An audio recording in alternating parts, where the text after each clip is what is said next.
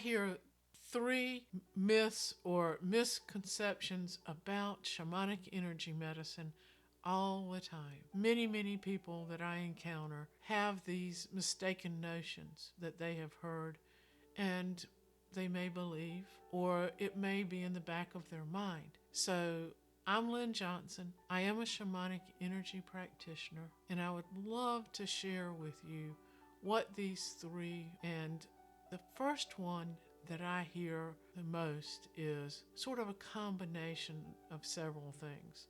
So I'm just going to group them together. But the misconception, the myth is, oh, that's magic. Or, oh, that's something that has negative intentions. That's going to do some harm to someone, or something along those lines. Well, this is the furthest thing from the truth.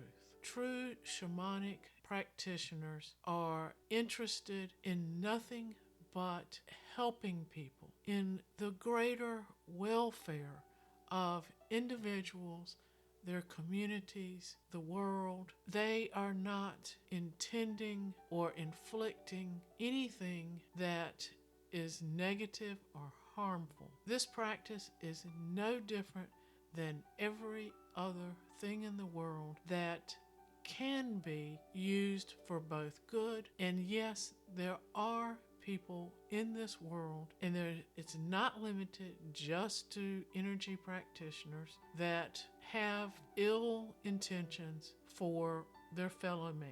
We encounter that every day, unfortunately. And just like it's not fair to group every person who runs a store as ill-intentioned because you encountered one shyster running a store or whatever. You get the idea that yes, there are some folks who are not working for the greater good. Those folks are a very tiny group, and it's not unlike anything else that we encounter in our everyday life. It's an unfortunate part of life. The second thing that I hear that is a myth is that, oh, that's that thing that has that drug. It's that psychedelic plant, right? You just drink it and then whatever they say follows. Well, that is a part of shamanism, but it's a very, once again, small part. There are certain indigenous cultures that use it.